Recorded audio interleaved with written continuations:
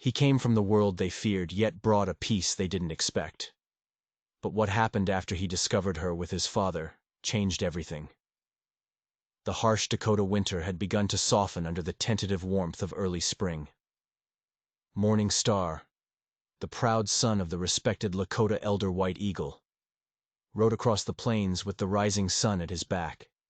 His whole life had changed 2 years ago, when a fever stole his father's sight, taking a piece of the tribe's wisdom with it. White Eagle, once the strongest guide, now sat in their tio spaye, his sightless eyes pointed toward the sounds of the camp. Morning Star dismounted his paint horse, his eyes narrowed on the horizon. The treaty with the white settlers was razor thin. They were supposed to have this territory, but the encroachment never stopped. He knew a trading post was opening soon, another slow, grinding step toward the erasure of their very way of life. "The buffalo are moving north earlier this year," said Running Fox, his childhood friend, walking up. "Your father would have known what it meant." "He still might," Morning Star replied, watching the distant ridges. "His eyes may have failed, but his spirit remains connected to the land. He carried the heavy weight of the future. He was a skilled warrior. But could he be a leader in these terrifying new times?" "There's talk of white settlers moving even closer," Running Fox whispered. "Young men want to drive them away, break the treaty." "We would lose everything," Morning Star stated, his jaw tight. "My father always said wisdom must guide strength." He repeated the key structural phrase, holding on to the old ways. But as they approached his family's lodge, Morning Star heard something that stopped his breath. Singing. A woman's voice, soft and clear, singing in English. He pushed Running Fox back and crept forward, his hand instinctively gripping the knife at his belt. Peering through the entrance, Morning Star froze. A white woman with hair the color of autumn leaves sat right next to his blind father, gently grinding herbs in a stone mortar, singing an unfamiliar, quiet song. White Eagle's face held a peaceful smile Morning Star hadn't seen in months. The woman looked up, her song dying in her throat as her green eyes locked onto his. She was young, maybe 20, dressed in a simple, worn blue dress. First twist. She wasn't an intruder, but seemed welcome. "I didn't mean to intrude," she said, her voice shaking slightly. "Your father was alone, and I brought some herbs." White Eagle turned his face toward Morning Star's presence. "Morning Star, this is Sarah Williams. She is the daughter of the new doctor at the fort. She knows the ways of healing." Morning Star's suspicion hit like a cold wind. "How did you get into our camp?" he demanded. "I asked permission from the women at the stream," she explained, her hands going back to the mortar. "I've been learning about native healing plants. I hoped I might help." "And the singing?" His voice was steel. Sarah's cheeks colored. "Your father asked about our music. I offered to share a song." White Eagle raised a hand. "She has a gift, my son. Her voice carries healing. Do not chase away what the spirits have sent." Second twist. The elder, the wisest, completely trusted the white stranger. Morning Star had to back down, but he was not convinced. "The council gathers soon. You should leave." Sarah nodded, carefully placing the ground herbs into a pouch for White Eagle. "Mix this with hot water. I can return in a few days with more." "You would be welcome," White Eagle said firmly, before his son could object. As Sarah gathered her bag, Morning Star followed her out. The spring sun lit up her face, showing a scattering of freckles. "Why are you really here?" he asked, blunt and low. Sarah met his gaze directly. "My father is the new doctor at Fort Randall. We arrived 3 weeks ago. I've always been interested in different healing traditions." Then she twisted the knife. "And I don't share the prejudices many at the fort hold. Your people bring disease, take our land, kill our buffalo, and now you want our medicine as well," Morning Star replied, the years of accumulated pain edging his voice. "I don't want to take anything," Sarah said steadily. "I want to learn and perhaps share what I know." Then came the sharp realization, the third twist. "Your father's eyes. The cloudiness suggests cataracts. In some cases, they can be treated." Morning Star's heart hitched. then hardened with doubt. With white man's medicine that costs more than we could ever pay? Not all healing requires payment, Sarah said softly, her eyes holding his. Some is offered freely as it should be. Before he could process this incredible idea, Running Fox returned. The council waits, brother. Morning Star gave the white woman one last, long look. I'll escort you to the edge of camp. As they walked, Morning Star noticed something else. The women, and even some elders, were nodding at Sarah, acknowledging her. This stranger had already started building bridges where he had only seen walls. At the perimeter, Sarah turned. I'll return in 3 days with more medicine, if that's acceptable. My father welcomes you, Morning Star replied, refusing to commit his own approval, even as an unsettling mixture of suspicion and curiosity churned inside him. She was everything he was raised to distrust, yet the gentleness she showed his father was undeniable.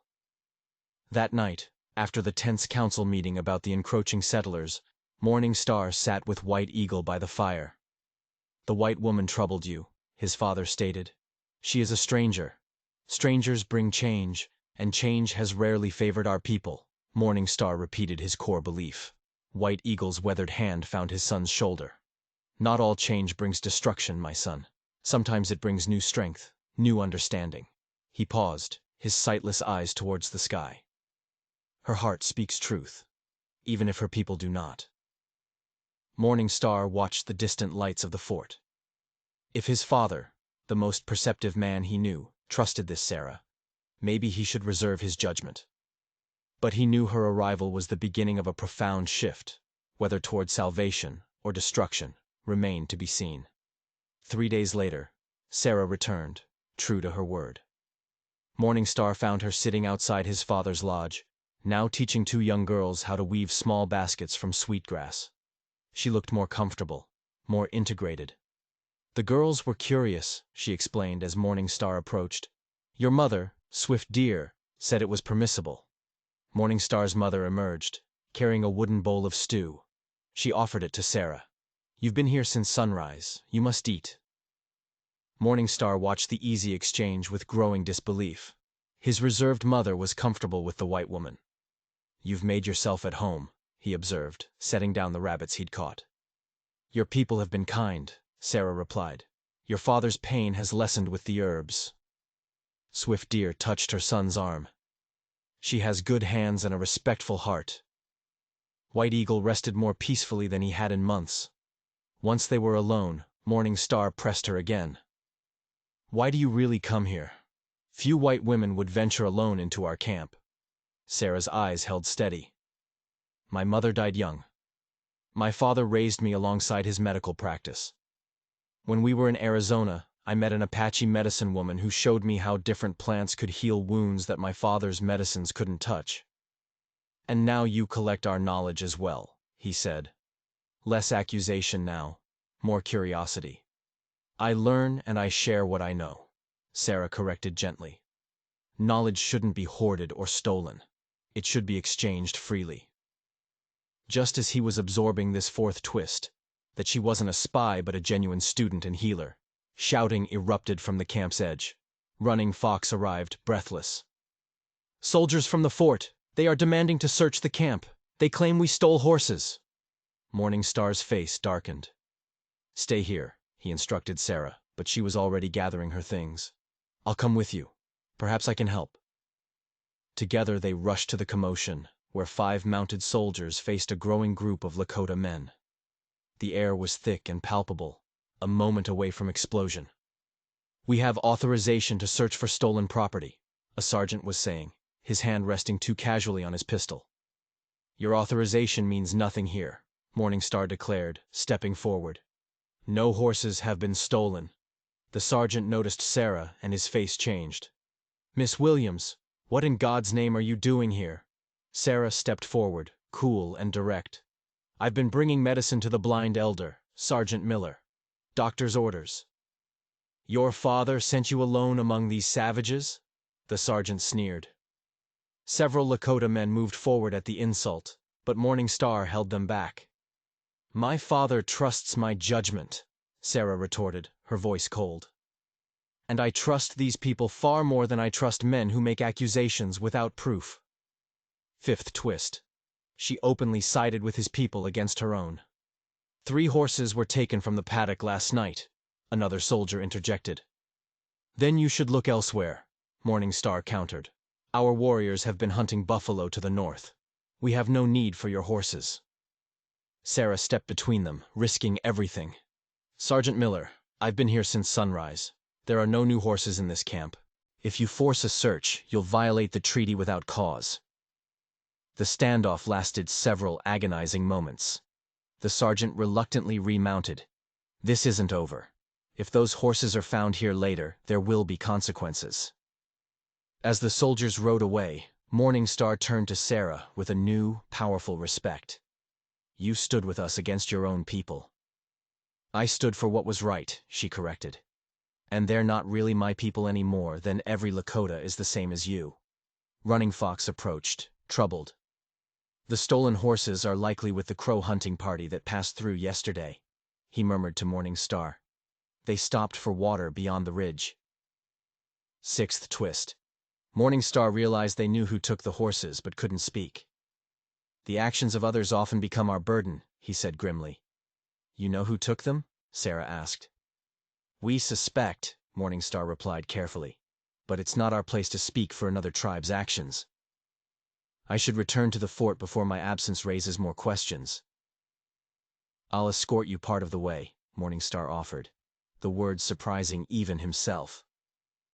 A comfortable silence fell between them as they walked across the prairie. Your father speaks of you often, Sarah said finally. He's very proud of the man you've become. Morning Star felt the familiar ache. He was teaching me to lead before his eyes failed. Now, much of that wisdom may die with him. Perhaps not, Sarah replied thoughtfully. His mind remains sharp, and his spirit strong. The knowledge is still there. It's difficult without sight, Morning Star said. Many teachings require showing as well as telling. Sarah stopped walking, turning to face him directly. I've been thinking about that. She looked straight into his soul. Your father's blindness. I believe it's cataracts, a clouding of the lens in the eye. My father has performed operations to remove them. The 7th twist, the biggest reveal yet, hitting like a thunderclap. Morning Star's hope flared, then fear killed it instantly. White medicine has failed our people before. This is different, Sarah insisted, urgent now. The procedure is relatively simple for someone with my father's training. It doesn't always work, but when it does, sight can be restored. And what would such an operation cost? He asked, bracing himself. Nothing, Sarah said firmly. My father took an oath to heal the suffering. I would make sure he honors it. Morning Star studied her face. No deception, only determination. I will speak with my father about this possibility. The decision must be his. They walked until they reached the creek. I can continue alone, Sarah said. Will you permit me to return in 2 days? You no longer need my permission, Morning Star acknowledged. My people have accepted you. Sarah smiled, and the expression transformed her face in a way that made Morning Star suddenly aware of the quickening of his own pulse. But your acceptance matters to me as well, she said softly, then crossed the creek and walked toward the fort without looking back, leaving him standing there, breathless. That evening, Morning Star sat with White Eagle by the fire, describing Sarah's proposal. An operation to remove the clouds from your eyes. She believes her father has the skill to restore your sight. White Eagle was silent for a long moment. And you, my son, do you trust this woman's words? Morning Star stared into the flames. I believe she speaks honestly. There was a time when you would have rejected any white man's medicine without consideration, White Eagle observed with amusement. Perhaps wisdom comes from unexpected sources, Morning Star replied, repeating the key structural phrase. White Eagle reached out, his hand finding his son's shoulder with unnerving accuracy. Tomorrow, we will discuss this with the council elders. If they approve, I will try this operation, not just for myself, but for our people. We must learn which parts of the changing world to embrace and which to resist. The next day, the Council of Elders met. The debate was furious. "How can we trust the White Doctor's medicine?" Thunder Voice demanded. "Their ways are not our ways." "Yet their guns and horses have become our ways," countered Tall Pine. "We take what is useful." Morning Star broke his silence. "The spirits work in many forms. Perhaps they have sent this knowledge through Sarah as a gift." White Eagle finally raised his hand. "I will try. For 2 years I have lived in darkness. If there is a chance to restore my sight, so I may better guide our tribe during these difficult times, I must try." The elders reluctantly gave their blessing. Morning Star rushed to the creek to tell Sarah. He found her sketching wild flowers. "The elders have agreed. My father wishes to try the operation." Sarah's face lit up. "That's wonderful. My father is willing, but there's a complication." Eighth twist. The immediate complication. "He says White Eagle should come to the fort where he has proper equipment." "That cannot happen." Morning Star's expression darkened. "A Lakota elder entering the fort would be seen as surrender, not seeking healing." "I anticipated this," Sarah said quickly. "My father is willing to bring his instruments to the camp, but he needs adequate light and clean conditions. We will prepare a special lodge, open at the top for light, with fresh hides and clean water." "That might work," Sarah agreed. "He'll need to bring an assistant." "As long as they come unarmed and respect our ways," Morning Star stipulated. As they walked, planning the details, the ease between them was undeniable. "Your people have accepted my presence more readily than I expected," Sarah observed. "You have shown respect and brought healing." "These things matter more than the color of your skin," Morning Star said. Then, a hint of a smile. "Though some still watch you with suspicion." "Including you?" Sarah asked, meeting his gaze directly. "I watch you with curiosity," Morning Star admitted. The honesty created a sudden, electric tension, an unspoken recognition that their relationship had moved far past simple respect. She broke the silence. "Your father has been teaching me some of your language. Pilamaya, thank you for trusting me with your father's care." The sound of his language on her lips affected him deeply. "Your pronunciation is not terrible," he teased, and Sarah laughed, the sound carrying across the prairie. 3 days later, the small wagon arrived. Sarah sat beside her father, Dr. Williams, and his assistant, Thomas. The entire camp watched with mixed fear and hope. Dr. Williams spoke respectfully to Morning Star and the elders. "I promise to use all my skill." Many Horses, the medicine man, approached. "You must be purified before you touch our chief's eyes." Ninth twist. The doctor had to submit to a Lakota ritual. To his credit, Dr. Williams submitted immediately. "I welcome any additional protection for my patient," he said, earning grudging respect. Morning Star took his position at his father's side, holding his hand as the delicate procedure began. The tension was suffocating. Tribal members whispered prayers. Many Horses softly chanted healing songs. The operation on the first eye took nearly an hour. When it was done, the eye was bandaged. "We'll wait until tomorrow to remove this covering," Dr. Williams explained. "The eye must heal undisturbed." The white visitors departed with a promise to return. That night, Morning Star kept vigil beside his sleeping father. "She has changed you, my son," White Eagle observed, waking briefly. "The healer with sunrise in her hair," White Eagle replied with a knowing smile. "Your voice softens when you speak to her." Morning Star didn't deny it. "She walks between 2 worlds as we increasingly must." "There is more than gratitude in your heart," White Eagle said gently. "I may not see with my eyes, but I see with my spirit." 10th twist. His father had been aware of their developing feelings all along.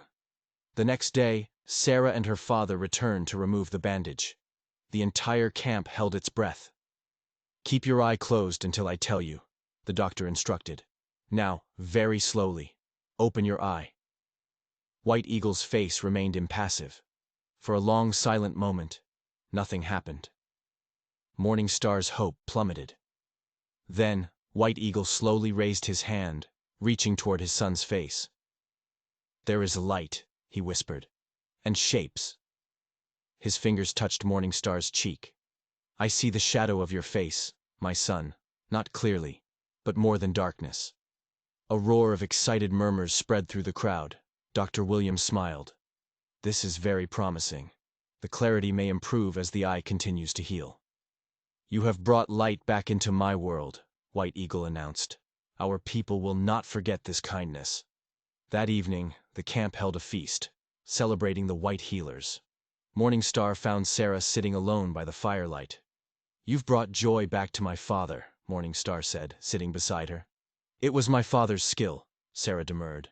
It was your courage in building a bridge between our worlds, Morning Star corrected.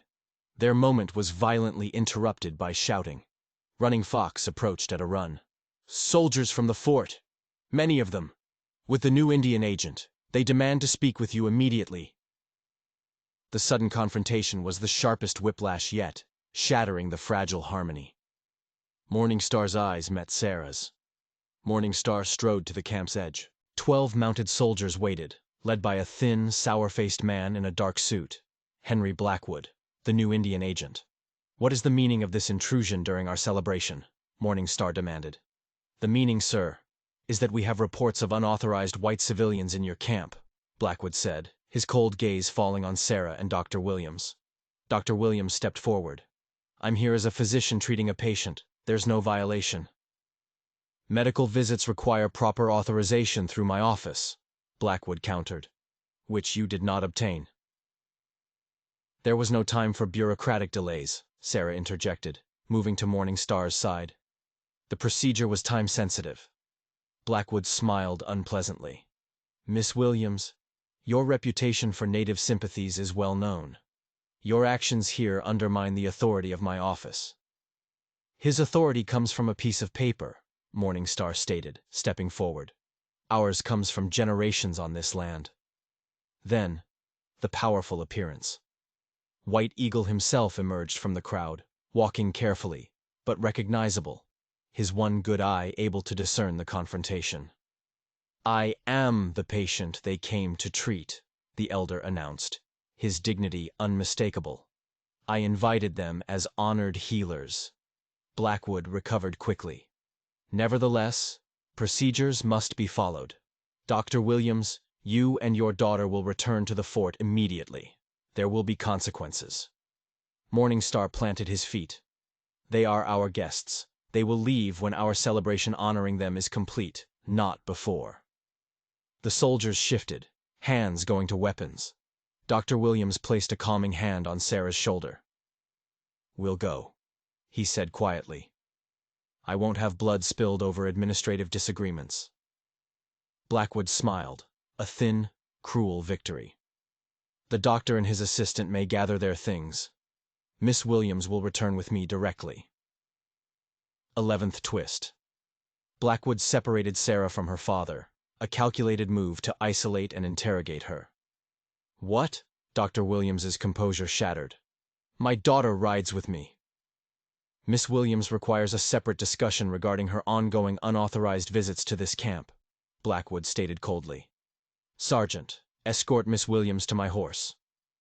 As a soldier moved towards Sarah, Morning Star stepped between them, his voice low, controlled, and dangerous. She leaves with her father, or not at all. The standoff hung for a single breathless moment. Then it was broken by a new voice. Mr. Blackwood. Captain James Reynolds, the fort's second-in-command, rode into the circle. His arrival was the 12th desperate twist of fortune. I believe there's been a misunderstanding, Reynolds said, dismounting and approaching. Dr. Williams was acting under military medical authorization, which supersedes civilian Indian Bureau protocols in matters of urgent care. I signed the authorization myself. Blackwood's face twisted in fury. I received no such documentation. An unfortunate clerical oversight, Reynolds replied smoothly. The paperwork will be on your desk tomorrow. I suggest we allow our medical personnel to complete their humanitarian mission. The captain's rank and calm delivery held enough weight. After a tense moment, Blackwood nodded stiffly. Very well. But I expect all three to return to the fort by noon tomorrow. This matter isn't closed. As the soldiers and agent departed, Captain Reynolds stayed. That was too close, Miss Williams, he said sternly. I meant what I said about the authorization. I'll create the paperwork tonight, but you're all walking a dangerous line. 13th twist. The captain was a double agent of sorts, an ally in the military system. Thank you, James, Dr. Williams said, relieved. Reynolds shook his head. Just doing what's right. My grandfather was Cherokee. I understand better than most what these bureaucrats don't see. He tipped his hat to White Eagle. I'm glad the procedure was successful, Chief. The celebration resumed, but the atmosphere was subdued, a shadow cast by the hard reality that had just invaded their camp. Later, as the fires died down, Morning Star found Sarah alone. Captain Reynolds risked much to protect you. He's a good man, Sarah nodded. There are more like him than you might think, but not enough to change what's happening. And what is happening, Sarah? Speak truly. She met his gaze, the firelight reflected in her green eyes. More settlers coming, more land being claimed, more pressure on Washington to solve the Indian problem. Her voice cracked. I wish I could stop it. One person cannot turn a river, Morningstar said, repeating his father's teaching. But many hands can dig a new channel, Sarah finished the saying, surprising him again. Your father taught me that one. They sat in silence, knowing tomorrow would bring separation, with no certainty of when or if they would meet again. What will happen when you return to the fort? Blackwood will try to restrict my movements, Sarah answered honestly. Perhaps even press for my father and me to be reassigned. Morningstar finally spoke the words he had been holding back since she walked into his life. These past weeks, you have become important to our people. And to me. Sarah's breath caught, her eyes widening. Your friendship has come to mean more to me than I can express. Is it only friendship you feel? Morningstar asked directly, the warrior in him refusing to retreat from this confrontation. Sarah's cheeks flushed, visible even in the dim light. No, she whispered. It's more than friendship, but it seems impossible. Many things have seemed impossible that later came to pass, Morningstar said. The world is changing around us. Perhaps some changes are for the better. He reached out slowly, taking her hand. The simple contact sent a current between them. A final, clear climax of feeling. I don't know what tomorrow brings, Sarah said softly. But I know that meeting you has changed me forever. Morningstar gently tucked a strand of hair behind her ear, his fingers lingering on her cheek. Then we face tomorrow together, whatever it may bring. In the gentle light of the dying fire, Morningstar leaned forward and pressed his lips to hers in a kiss that bridged worlds. Tentative at first, then deepening with the fierce certainty of feelings too powerful to deny.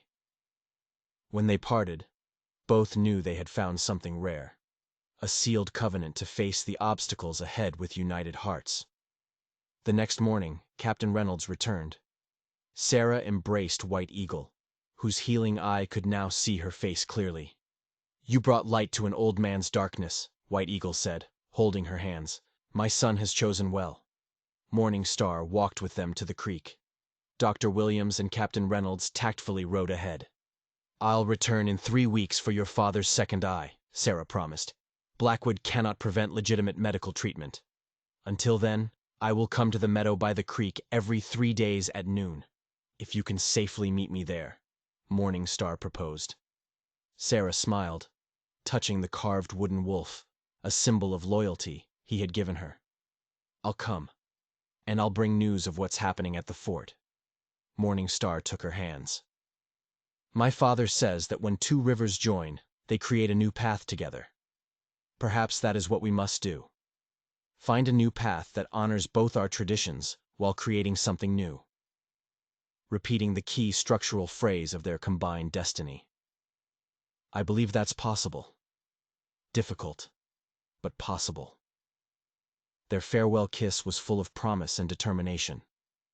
As Morningstar watched Sarah ride away, he felt not the despair of separation, but the strength of connection. The path ahead was uncertain, but for the first time, he saw possibility rather than just threat. 1 month later, the final, satisfying resolution. White Eagle stood on a hilltop overlooking the plains, his vision restored in both eyes. Beside him stood Morning Star and Sarah, their hands joined for a ceremony witnessed by both their peoples. Captain Reynolds had been promoted to commanding officer, his fair dealings winning the day against Agent Blackwood's pettiness. Blackwood's complaints had been ignored as Dr. Williams documented the clear medical benefits of their cooperation. "I see clearly now," White Eagle announced to the gathered witnesses. "Not just with my eyes, but with my heart. The path forward requires wisdom from both our traditions." He placed his hands on the joined hands of Morning Star and Sarah. "In the union of these two souls, I see the seeds of a better future." The ceremony blended their traditions, Lakota prayers alongside Christian vows, creating something entirely new. As Morning Star and Sarah completed their commitment, a shared vision emerged, a small medical clinic at the edge of the territory where healing knowledge from both cultures would be practiced and taught. It would not be an easy path. Resistance and setbacks would come. But as they stood together, watching the sunset paint the prairie in gold and crimson, they faced the future with the certainty that some bridges, once built, could withstand even the strongest currents of change. "My father once told me that the greatest wisdom comes from seeing through another's eyes," Morning Star said quietly. "I never truly understood until I learned to see through yours." Sarah smiled, her hand secure in his. "And I never felt truly at home until I found my place here between worlds, building something new from the best of both." As darkness fell, their silhouettes merged into one, standing at the threshold of a future neither could have imagined alone, but which together they had the courage to create. If you enjoyed this story of justice, true love, and an incredible cross-cultural journey, don't forget to subscribe and hit the notification bell for more real-life tales from the heart of history.